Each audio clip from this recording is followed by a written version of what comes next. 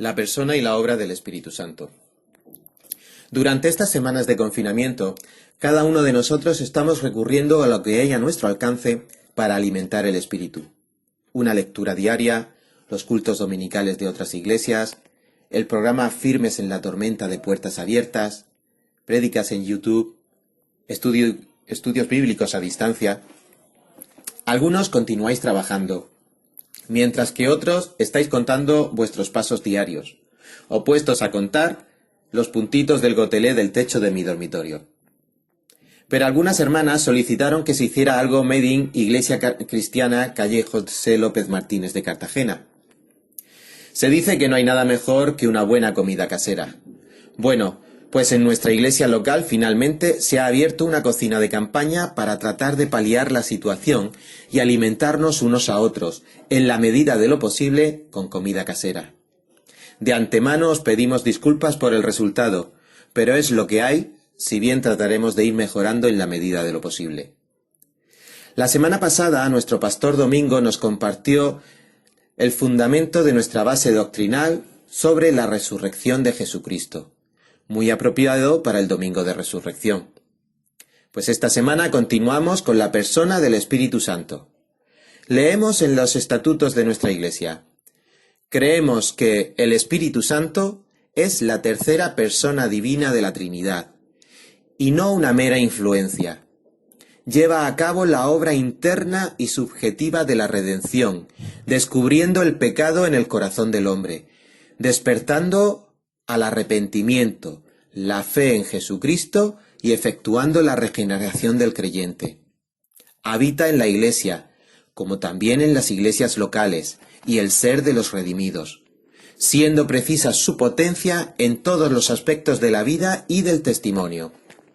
El bautismo del Espíritu Santo en el día de Pentecostés se extiende a todos los verdaderos cristianos y no puede repetirse. Según el Diccionario Ilustrado de la Biblia, también se conoce como Espíritu de Dios, Espíritu de Cristo, Espíritu de Jehová, y por los símbolos de aliento, viento, paloma, fuego y dedo de Dios. Bueno, pues vamos con ello. En primer lugar, es la tercera persona de la Trinidad, no una mera influencia. Si recordáis cuando tratamos en su momento del concepto de la Trinidad, hablamos de la herejía del monarquismo, donde se afirma que Jesucristo fue creado de nada, o de la nada, por Dios Padre, y por tanto estaría subordinado a Él.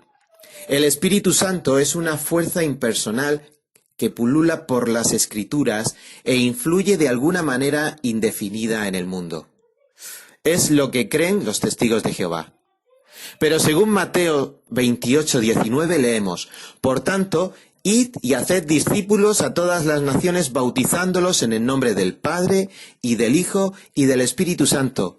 Y veíamos que la traducción es correcta. Es en el nombre y no en los nombres, ya que el bautismo se realiza en el nombre de Dios, que es uno en esencia, manifestado en tres personas diferentes: Padre, Hijo y Espíritu Santo. Como se acaba de mencionar, el Espíritu Santo es Dios tal y como leemos en Hechos 5, versículos 3 y 4. Y dijo Pedro: Ananías, ¿por qué llenó Satanás tu corazón para que mintieses al Espíritu Santo y sustrajeses del precio de la heredad? Reteniéndola, ¿no se te quedaba a ti? ¿Y vendida no estaba en tu poder? ¿Por qué pusiste esto en tu corazón? No has mentido a los hombres, sino a Dios. Recordemos también cuando mencionábamos el concepto de perspectiva económica de la Trinidad, que definía a la Trinidad por lo que hace y cómo se relaciona cada uno de sus miembros en el plan de redención del ser humano.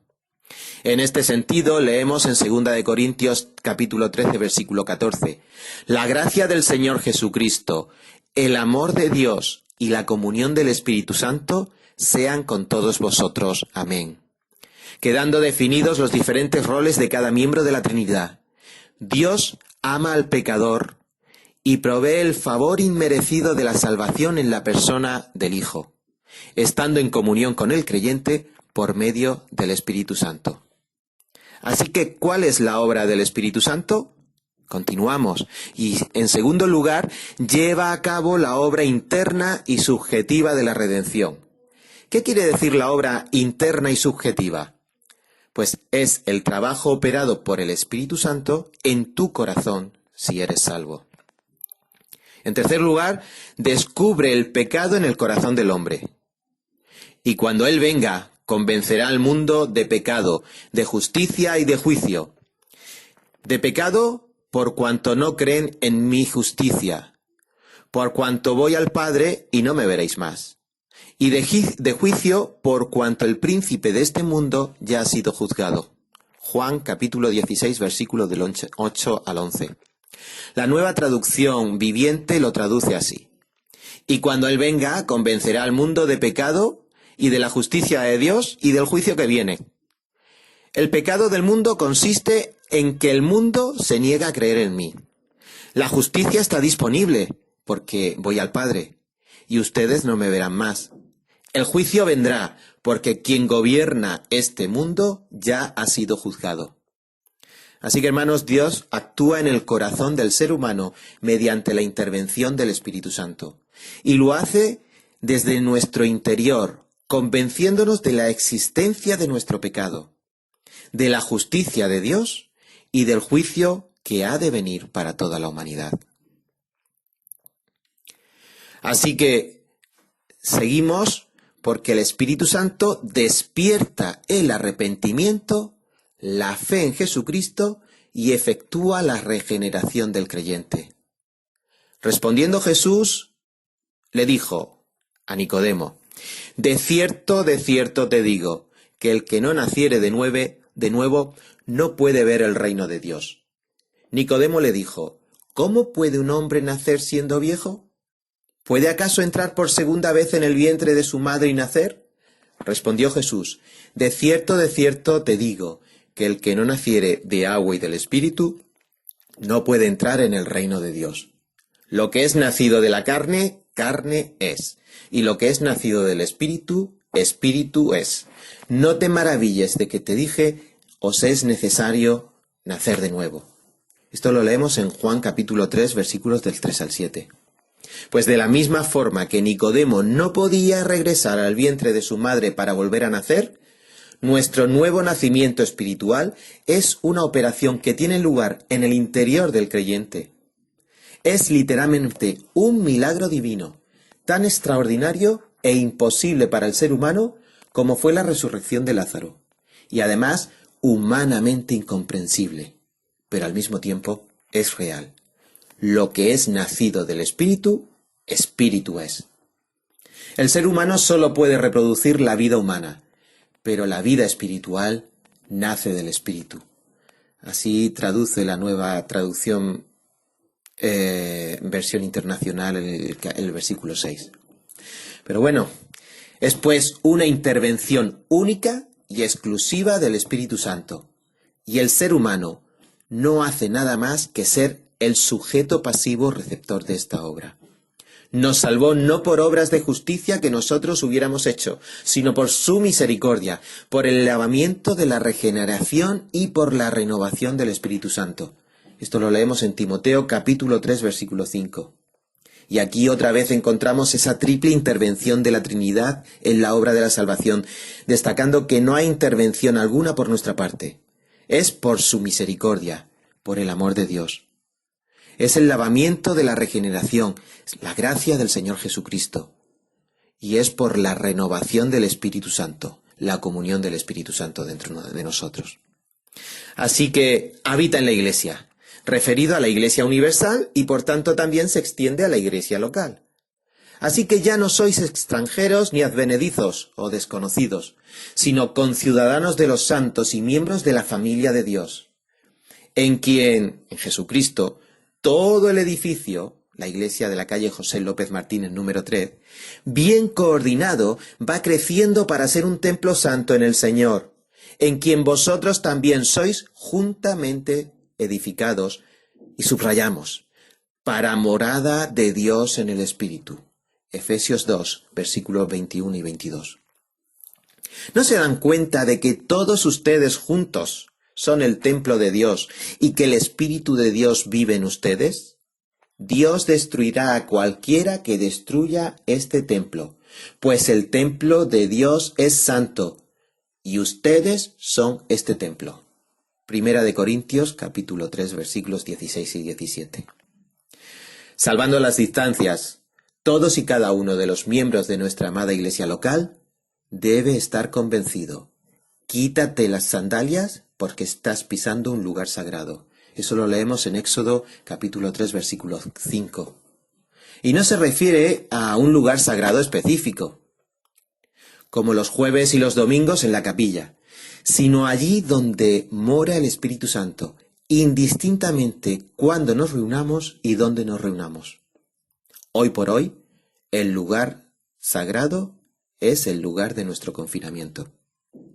Y es que si queremos afinar más, en estos momentos estás pisando ese lugar sagrado, porque ese lugar sagrado eres tú. Es apasionante y al mismo tiempo debería despertar en nosotros el mayor de los temores a Dios.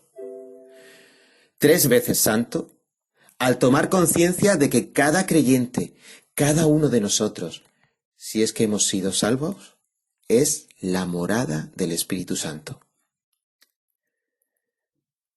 ¿No se dan cuenta de que su cuerpo es el templo del Espíritu Santo, quien vive en ustedes y les fue dado por Dios? Ustedes no se pertenecen a sí mismos, porque Dios los compró a un alto precio. Por lo tanto, honren a Dios con su cuerpo. Lo leemos en 1 Corintios, capítulo 6, versículos 19 y 20. Así que volviendo al diccionario ilustrado de la Biblia, se nos dice: se debe notar que el Espíritu o la plenitud del Espíritu Santo se distingue del bautismo del Espíritu Santo. El bautismo del Espíritu Santo es un acto cumplido en el momento de la regeneración por medio del cual el creyente es incorporado al cuerpo de Cristo. Todos nosotros, en efecto, seamos judíos o no judíos, esclavos o libres, hemos recibido el bautismo de un solo espíritu, a fin de formar un solo cuerpo. A todos se nos ha dado a beber de un mismo espíritu. 1 Corintios 12:13. En cambio, la plenitud del Espíritu Santo es una experiencia que todo creyente debe buscar constantemente y que puede repetirse con frecuencia, como se puede ver en lo relatado en el libro de los Hechos, por ejemplo, en el capítulo 2, versículo 4, capítulo 4, versículos 8 y 31, capítulo 6, versículos 3 y 5, capítulo 7, versículo 55, capítulo 9, versículo 17, capítulo 11, versículo 24, capítulo 13, versículos 9 y 52. Ahí lo dejo. Por último, siendo precisa su potencia, la del Espíritu Santo, su poder, en todos los aspectos de la vida y del testimonio de la Iglesia y del creyente. Mis queridos hermanos, es imprescindible su asistencia personal en cada creyente para poder vivir de una manera adecuada o conforme al propósito de Dios y ser testigos de esta maravillosa obra. Así que, ¿cómo nos ayuda el Espíritu Santo? En primer lugar, intercede por nosotros y nos ayuda en la oración. Además, el Espíritu Santo nos ayuda en nuestra debilidad. Por ejemplo, nosotros no sabemos de qué quiere Dios que le pidamos en oración, pero el Espíritu Santo ora por nosotros con gemidos que no pueden expresarse con palabras. Y el Padre, quien conoce cada corazón, sabe que el Espíritu dice porque el Espíritu intercede por nosotros, los creyentes, en armonía con la voluntad de Dios. Romanos capítulo 8, versículos 26 y 27. Y también son muy interesantes las promesas de Efesios, capítulo 2, versículo 18 y capítulo 6, versículo 18. Podéis regresar a la lectura de Efesios que hicimos juntos en semanas pasadas al principio del confinamiento. En segundo lugar, nos hace fructificar. Y para eso os invito a leer sobre el fruto del Espíritu que encontramos en el conocido pasaje de Gálatas capítulos 5, versículos 22 y 23. Y en tercer lugar, reparte los dones conforme Él quiere. Y os invito a leer 1 Corintios capítulos 12 al 14, o Efesios capítulo 4, versículos del 7 al 13. Así que, mis queridos hermanos, meditemos tranquilamente en estos pasajes de la Escritura y maduremos el llamamiento que el Espíritu Santo está haciendo a cada uno de nosotros durante estos días. Terminamos, y dicho todo esto, nuestra responsabilidad como templo de Dios es obedecer el mandamiento de llenarlo del Espíritu de Dios. Así que tengan cuidado de cómo viven. No vivan como necios, sino como sabios. Saquen el mayor provecho de cada oportunidad en estos días malos. No actúen sin pensar, más bien procuren entender lo que el Señor quiere que haga. No se emborrachen con vino, porque eso les arruinará la vida. En cambio, sean llenos del Espíritu, cantando salmos e himnos y canciones espirituales entre ustedes, y haciendo música al Señor en el corazón, y den gracias por todo a Dios el Padre, en el nombre de nuestro Señor Jesucristo. Efesios capítulo 5 versículos del 15 al 20. Mis queridos hermanos, que Dios os bendiga, y solo a Dios sea la gloria.